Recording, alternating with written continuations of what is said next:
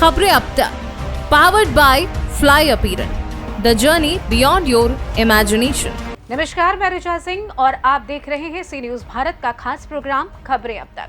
खबरें अब तक में बात होगी यूपी में मची सियासी घमासान के बाद अखिलेश यादव के मानसून ऑफर की, यूपी में कांवड़ यात्रा को लेकर मचे बवाल की और देश में बढ़ते बाबाओं के माया जाल की।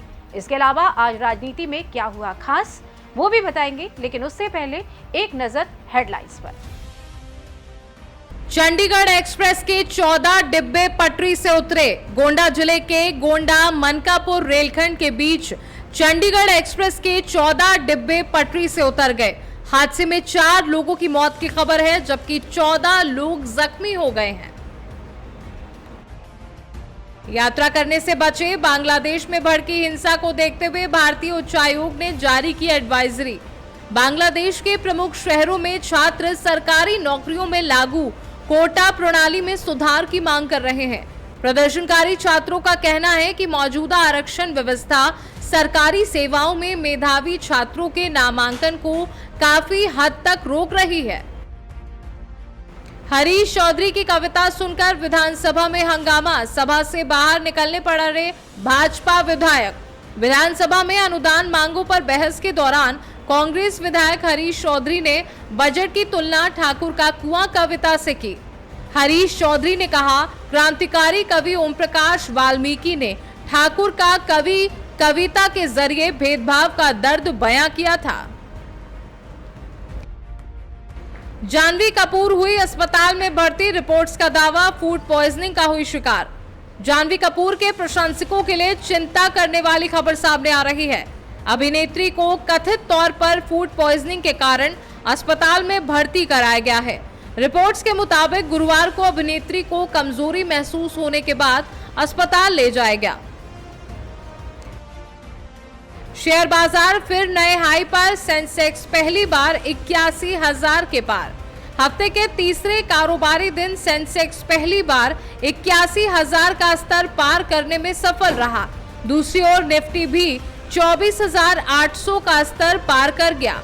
आखिरकार सेंसेक्स 626.91 0.77% अंकों की बढ़त के साथ 81,343.46 पर बंद हुआ। दूसरी ओर एनएसई निफ्टी 187.85 0.76% अंक मजबूत होकर 24,800.85 के स्तर पर बंद हुआ। हेडलाइंस के बाद आपका स्वागत है, आगे बढ़ेंगे, लेकिन उससे पहले आज का वायरल वीडियो जरा आपको दिखा देते हैं। आपने सुना होगा कि once a soldier always a soldier, मौत को मात देना उसकी फितरत है। फिर क्या फर्क पड़ता है कि रिटायर हुए 24 साल बीत गए। दरअसल हम बात कर रहे हैं 57 साल के धनवीर सिंह नेगी की, जो नेवी के पूर्व मार्कोस कमांडो हैं। उन्होंने रिटायर होने के बाद भी वो किया जो आज रोबोट बने इंसानों के लिए सबक है। पहले तो देखिए ये वीडियो। बंटी फ्रांसिस, अभी आप देख सकते हैं, मैंने एक वीडियो में पूरी वीडियो ली थी। ये व्यक्ति है, नहर पे डूबने वाला था ये व्यक्ति, और ये भाई हैं, इन्होंने आगे इनको, क्या नाम है आपका? बीएस नेगी। बीएस नेगी जी, कहाँ से आप? कहाँ से मतलब जी, कहाँ रहते हैं आप? यहाँ इंद्रपुरम।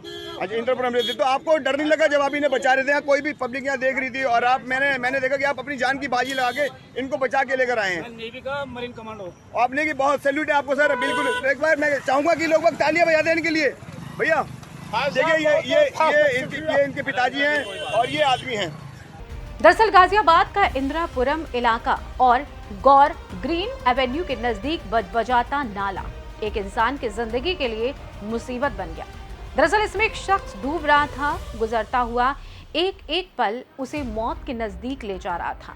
किनारे पर बेबस पिता हाथ जोड़कर तमाशबीनों की भीड़ से मदद की गुहार लगा रहा था कि बेटे को बचा लो, लेकिन भीड़ के लिए तो ये मंजर वायरल होने वाला वीडियो कंटेंट भर था। कोई मदद के लिए नहीं आया। ये दौर तो सोशल मीडिया का है, रील्स वाला जमाना है, हर हाथ में मोबाइल है, लिहाजा मौत भी एक तमाशा है।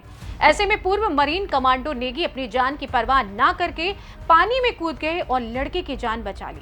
ऐसे में देखा जाए तो नेगी साहब ने भले ही आखिरी सांसें गिन रही शख्स को नई जिंदगी दे दी, लेकिन उन्होंने मुर्दा हो चुकी हमारी सामूहिक संवेदनशीलता को आईना में दिखा दिया।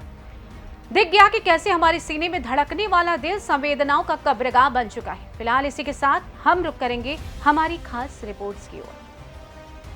मुख्यमंत्री योगी आदित्यनाथ और उप मुख्यमंत्री केशव प्रसाद मौर्य के बीच की जंग जाहिर होने लगी है। इसी बीच मनमुटाव की चर्चा को लेकर विपक्षी दलों की ओर से लगातार बीजेपी पर तंज कसा जा रहा है। सपा कांग्रेस इस मौके को अपने पक्ष में भुनाने में लगी है। अब यूपी बीजेपी में जारी घमासान के बीच अखिलेश यादव ने एक बार फिर से केशव प्रसाद की भूमिका को लेकर चुटकी ली है। दरअसल अखिलेश यादव ने एक्स पर पोस्ट कर कहा, मानसून ऑफर 100 लाओ सरकार बनाओ। सपा प्रमुख ने इस पोस्ट में किसी भी भाजपा नेता का नाम तो नहीं लिया है, लेकिन माना जा रहा है कि अखिलेश यादव की ये पोस्ट बीजेपी में पिछड़ों के नेता कहे जाने वाले केशव प्रसाद मौर्य के लिए ही है। वहीं यूपी में मचे घमासान के बीच डिप्टी सीएम ब्रजेश पाठक ने भी अपनी कुर्सी की पेटी बांध दी है। देखिए ये रिपोर्ट। देखा जाए तो यूपी से लेकर दिल्ली तक बीजेपी के नेताओं के बीच मनमुटाव की चर्चा उस वक्त अधिक तेज हो गई जब केशव प्रसाद मौर्य ने सरकार और संगठन वाला बयान दिया। वैसे तो इसकी चर्चा उस वक्त से ही शुरू है जब मौर्य पिछले एक महीने में आदित्यनाथ की अध्यक्षता में हुई कई कैबिनेट मीटिंग में शामिल नहीं हुए। इन दोनों नेताओं के बीच मनमुटाव की चर्चा योगी के पहले कार्यकाल और दूसरे कार्यकाल में भी शुरू हुई। पार्टी के इस कलह को जल्द दूर नहीं किया गया तो बीजेपी को आने वाले वक्त में और अधिक नुकसान उठाना पड़ सकता है। बीजेपी के शीर्ष रिपीट लोकसभा चुनाव में इस बार कई राज्यों में बीजेपी का प्रदर्शन ठीक नहीं रहा। जिन राज्यों में बीजेपी का प्रदर्शन ठीक नहीं रहा उनमें सबसे अधिक चर्चा उत्तर प्रदेश की है। ऐसा भी नहीं है कि ये चर्चा सिर्फ पार्टी के प्रदर्शन को लेकर है। चर्चा इससे कहीं और अधिक पार्टी के भीतर दो बड़े नेताओं के बीच मनमुटाव को लेकर है। पार्टी का प्रदर्शन पहले ही ठीक नहीं रहा और जल्द ही यूपी की 10 सीटों पर उपचुनाव होने वाले हैं। ऐसे में दिल्ली के नेताओं की टेंशन भी यूपी को लेकर काफी बढ़ गई है। अब इस पूरे विवाद को सुलझाने की कोशिश दिल्ली से हो रही है। पार्टी के बड़े नेताओं की मीटिंग लगातार चल रही है। वहीं यूपी में खींचतान है कि कम होने का नाम नहीं ले रही। एक तरफ उप मुख्यमंत्री केशव प्रसाद मौर्य ने सीएम योगी के खिलाफ बगावत शुरू कर दी है। ऐसा हम नहीं कह रहे हैं, खबरें कह रही हैं और इन्हीं खबरों का फायदा विपक्ष भी उठाता दिख रहा है। यही वजह है कि समाजवादी पार्टी के राष्ट्रीय अध्यक्ष और कन्नौज सांसद अखिलेश यादव ने उप मुख्यमंत्री केशव प्रसाद मौर्य को खुला ऑफर दिया है। उन्होंने कहा कि बिहार की घटना को उत्तर प्रदेश में दोहरा दें, 100 विधायक लेकर अपने साथ आए, समाजवादी पार्टी आपको मुख्यमंत्री बना देगी। दरअसल लोकसभा चुनाव में उत्तर प्रदेश में बीजेपी 2014 और 2019 जैसे प्रदर्शन को नहीं दोहरा पाई और इंडिया गठबंधन से कम सीटों पर जीत हासिल की। इसके बाद से हार के कारणों पर पार्टी में लगातार चर्चा हो रही है। बैठकों का दौर भी जारी है। केशव प्रसाद मौर्य ने मंगलवार को बीजेपी अध्यक्ष जेपी नड्डा से मुलाकात की। इस मुलाकात के बाद मौर्य ने सोशल मीडिया पर लिखा, संगठन हमेशा सरकार से बड़ा होता है। इसके बाद अखिलेश यादव ने भी प्रदेश की बीजेपी सरकार पर तंज कसा। उन्होंने लिखा, भाजपा की कुर्सी की लड़ाई की गर्मी में सूबे में शासन प्रशासन ठंडे बस्ते में चला गया है। तोड़फोड़ की राजनीति का जो काम भाजपा दूसरे दलों में करती थी, अब वही काम अपने दल के अंदर कर रही है। इसलिए भाजपा अंदरूनी झगड़ों के दलदल में धंसती जा रही है। जनता के बारे में सोचने वाली भाजपा में अब कोई नहीं है। भाई यूपी में कुछ तो पक रहा है। इसका अंदाजा उथल पुथल से भी समझा जा सकता है। सबको कहीं न कहीं अपनी कुर्सी का डर सताने लगा है। शायद यही वजह है कि आज डिप्टी सीएम ब्रजेश पाठक एकदम एक्टिव मोड में आ गए हैं। आज डिप्टी सीएम ब्रजेश पाठक सुबह रायबरेली के बछरावा सीएससी पहुंचे और छापा मारा, जहां जिले के स्वास्थ्य सुविधाओं की पोल खुलकर सामने आ गई। सीएससी पहुंचते ही डिप्टी सीएम ने खड़े होकर डॉक्टरों की हाजिरी लगवाई, जिसमें 11 डॉक्टर गैर हाजिर मिले तो जमकर फटकार लगाई। तो कुल मिलाकर सभी ने अपने हलचल यूपी में तेज कर दी है। अब इसकी वजह है सियासी घमासान या उपचुनाव, फिलहाल ये अभी नहीं कहा जा सकता। देखा जाए तो यूपी से लेकर दिल्ली तक बीजेपी के नेताओं के बीच मनमुटाव की चर्चा उस वक्त अधिक तेज हो गई जब केशव प्रसाद मौर्य ने सरकार और संगठन वाला बयान दिया। वैसे तो इसकी चर्चा उस वक्त से ही शुरू है जब मौर्य पिछले एक महीने में आदित्यनाथ की अध्यक्षता में हुई कई कैबिनेट मीटिंग में शामिल नहीं हुए। इन दोनों नेताओं के बीच मनमुटाव की चर्चा योगी के पहले कार्यकाल और दूसरे कार्यकाल में भी शुरू है।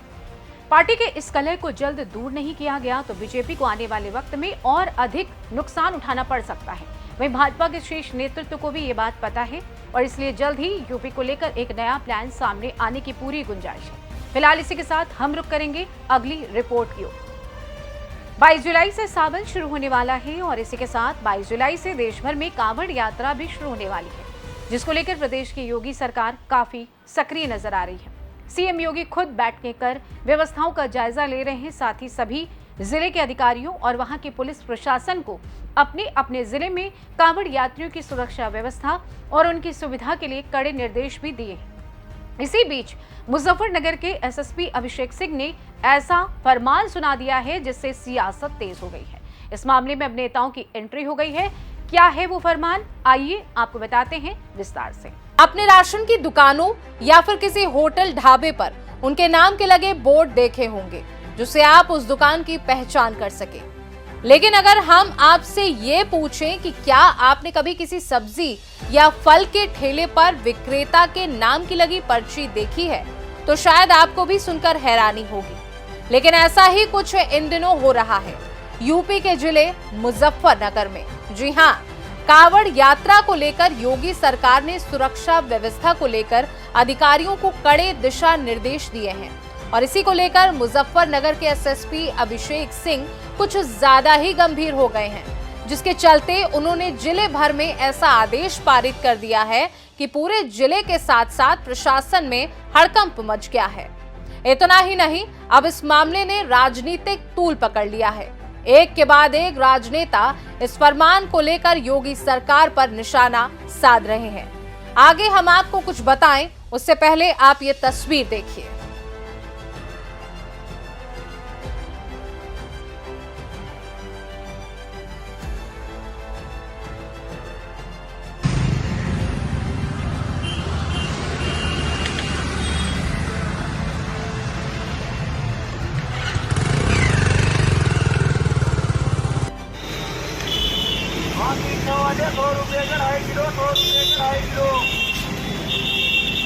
तस्वीरों में आप साफ देख सकते हैं कैसे हर ठेले पर विक्रेता के नाम की पर्ची लगी है जिससे उस व्यक्ति की पहचान हो सके। किसी ने अपने ठेले पर आरिफ आम वाला तो किसी ने निसार फल वाला लिखकर पोस्टर टांग लिया है। इस तरह कांवड़ यात्रा से पहले मुजफ्फरनगर में खाने पीने और फल की दुकान लगाने वाले दुकानदारों ने अपने अपने नाम लिखकर टांग लिए हैं। बता दें, पुलिस ने कांवड़ रूट पर पड़ने वाले सभी दुकानदारों को निर्देश दिया था कि वो अपनी अपनी दुकानों पर प्रोपराइटर या फिर काम करने वालों का नाम जरूर लिखें, जिससे कांवड़ियों में किसी प्रकार का कोई कंफ्यूजन ना हो। बता दें, मुजफ्फरनगर में कांवड़ यात्रा का करीब 240 किलोमीटर का रूट पड़ता है, इसलिए ये महत्वपूर्ण जिला है। वहीं एसएसपी के इस निर्देश को लेकर एआईएमआईएम चीफ और हैदराबाद के सांसद असदुद्दीन ओवैसी की प्रतिक्रिया भी सामने आई। उन्होंने एक्स पर लिखा, उत्तर प्रदेश पुलिस के आदेश के अनुसार अब हर खाने वाली दुकान या ठेले के मालिक को अपना नाम बोर्ड पर लगाना होगा ताकि कोई कांवड़िया गलती से मुसलमान की दुकान से कुछ ना खरीद ले। इसे दक्षिण अफ्रीका में अपार्थाइड कहा जाता था और हिटलर की जर्मनी में इसका नाम जूडन बॉयकॉट था। वहीं इस मामले को लेकर गीतकार जावेद अख्तर ने भी अपनी प्रतिक्रिया दी। जावेद अख्तर ने एक्स पर पोस्ट साझा कर लिखा है, मुजफ्फरनगर यूपी पुलिस ने निर्देश दिया है कि निकट भविष्य में किसी विशेष धार्मिक जुलूस के मार्ग पर सभी दुकानों, रेस्टोरेंट और यहां तक कि वाहनों पर मालिक का नाम प्रमुखता से और स्पष्ट रूप से दर्शाया जाना चाहिए। आखिर क्यों? जाहिर है कांवड़ यात्रा को लेकर योगी सरकार काफी अलर्ट दिख रही है, लेकिन मुजफ्फरनगर एसएसपी के इस निर्देश के बाद बवाल मचा हुआ है। साथ ही विपक्ष को भी योगी सरकार को घेरने का एक और मौका मिल गया है। ऐसे में अब सीएम योगी का इस मामले पर क्या प्रतिक्रिया आती है, ये देखना दिलचस्प होगा। इसी के साथ वक्त है आगे बढ़ने का। रुक करेंगे अगली रिपोर्ट की ओर। इस देश में संतों और महात्माओं को ईश्वर का दर्जा दिया जाता है, लेकिन अब इनमें से कुछ बाबाओं ने देश का माहौल ही बिगाड़ दिया है और सोचने पर मजबूर कर दिया है कि इनको पूजा जाए कि कोसा जाए। कई बाबाओं के कारण लोगों की जानें जा रही हैं, तो कहीं इन्हीं बाबाओं के कारण किसी की जिंदगी बर्बाद हो रही है। मध्य प्रदेश के शिवपुरी से एक ऐसा मामला सामने आया है जो आपके रोंगटे खड़े कर देगा और आपको एक बार फिर महंतों के बारे में सोचने और उनको पूजने ना पूजने को लेकर सोचने पर मजबूर कर देगा। दरअसल शिवपुरी में एक मंदिर के महंत के ऊपर 19 साल की दिव्यांग छात्रा ने शारीरिक शोषण करने का आरोप लगाया है। छात्रा को जब पेट में दर्द की शिकायत हुई तो मेडिकल जांच के बाद वो 8 महीने की गर्भवती पाई गई। देखिए इस मामले पर ये सनसनीखेज रिपोर्ट। मैं नवंबर-दिसंबर 2023 माह में भाटी सरकार हनुमान मंदिर पर सुबह 7 बजे शंकर जी पर जल चढ़ाने गई थी। उसी समय मंदिर पर महंत रामकिशोर दास उर्फ ब्रजेश शर्मा ने मुझे पकड़ लिया और कमरे के अंदर ले गए, जहां उन्होंने मेरे साथ दुष्कर्म की वारदात को अंजाम दिया। इसके बाद मुझे धमकी दी कि वह अगर इस मामले के बारे में किसी को बताया तो वह मेरे पिता को जान से मार देगा। यह बीती है एक 19 साल की बेटी की। जी हाँ, मध्य प्रदेश के शिवपुरी में एक महंत पर एक दिव्यांग युवती से रेप का आरोप लगा है। दिव्यांग युवती 8 महीने की गर्भवती हुई तब महंत की काली करतूत का खुलासा हो पाया। शिवपुरी जिले के कोलारस थाना की लुकवासा चौकी क्षेत्र के भाटी सरकार हनुमान मंदिर के महंत ने एक 11वीं कक्षा की छात्रा के साथ मंदिर परिसर में दुष्कर्म की वारदात को अंजाम दिया। इसका खुलासा दिव्यांग छात्रा के गर्भवती होने के बाद लगा।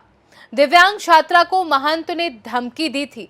इसके चलते छात्रा चुप रही, लेकिन जब उसको पेट दर्द हुआ तो परिजन जांच कराने ले गए, जिसके बाद पता चला कि वो 8 माह की गर्भवती है। फिलहाल 19 साल की छात्रा की शिकायत के बाद पुलिस ने महंत के खिलाफ दुष्कर्म की धाराओं में मामला दर्ज कर लिया है। इधर महंत भी मंदिर छोड़ 1 महीने से लापता है। पुलिस ने महंत की तलाश शुरू कर दी है। महंत अपने साथ क्षेत्र के किसी व्यक्ति की फाइनेंस बुलेरो के साथ फरार चल रहा है। इस पूरे मसले पर एसडीओपी कोलारस विजय यादव ने क्या जानकारी दी, सुनिए। सर, एक बाबा पर दुष्कर्म का आरोप लगाया, एक 19 वर्षीय की लड़की ने लगाया है, क्या पूरा मामला? ये लुकवासा चौकी का मामला है। यहाँ पर एक गांव है लुकवासा चौकी के क्षेत्र अंतर्गत। वहाँ पर एक रामकिशोर दास शर्मा और ब्रजेश शर्मा जो बाबा बन के लगभग 4-5 साल से रह रहा था, उसने एक नाबालिग बच्ची तो नहीं कहेंगे, 19 साल की है, उसका दुष्कर्म किया है और वो गर्भ से भी है 7-8 महीने के से।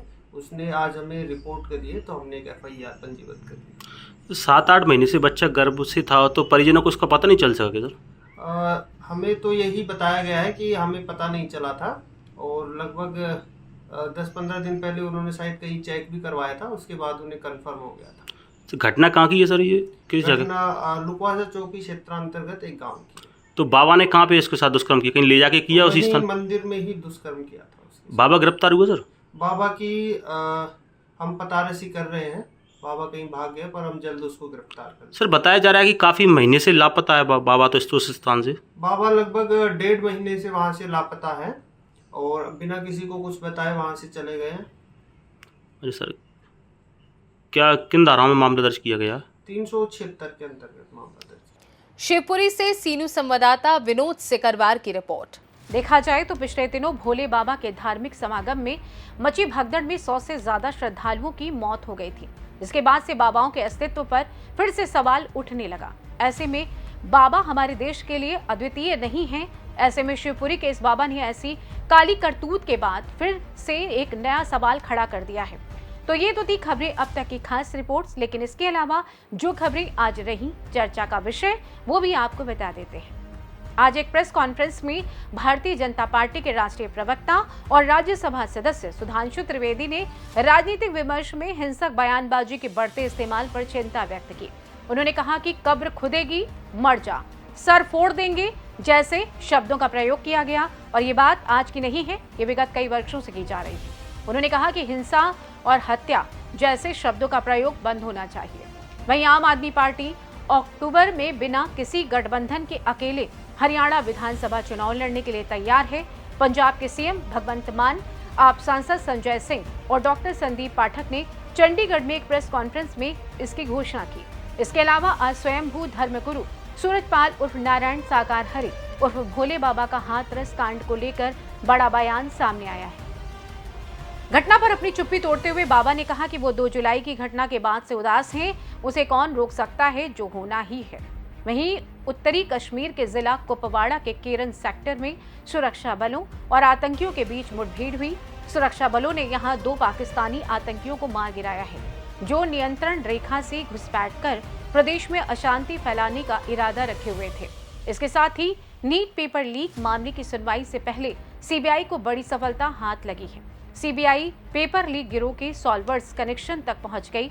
सीबीआई ने पटना एआईएम्स के 3 डॉक्टरों को हिरासत में ले लिया है। फिलहाल इसी के साथ मुझे दे इजाजत, मगर जाते जाते एक बात जरूर करेंगे।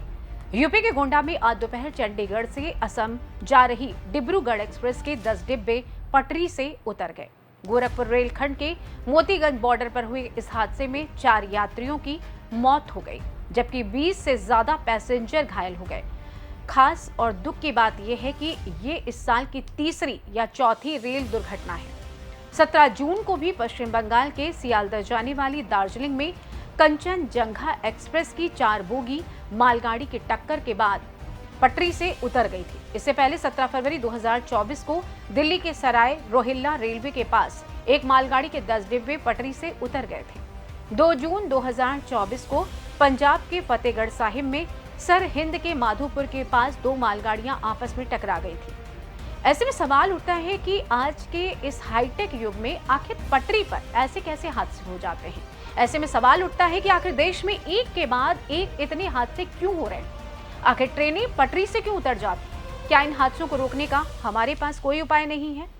रेल मंत्री को आखिर अभी कितने हादसों का और इंतजार है? रेल हादसों को रोकने का सबसे सफल तरीका है कि रेलवे में मेंटेनेंस के जिम्मेदार लोग अपना काम अगर ईमानदारी से करें और इसकी निगरानी खुद रेल मंत्री करें, क्योंकि अब इन हादसों पर लगाम लगनी चाहिए। एक एक जान बेहद कीमती है। फिलहाल इसी के साथ इजाजत चाहूंगी आज के इस सुविचार के साथ।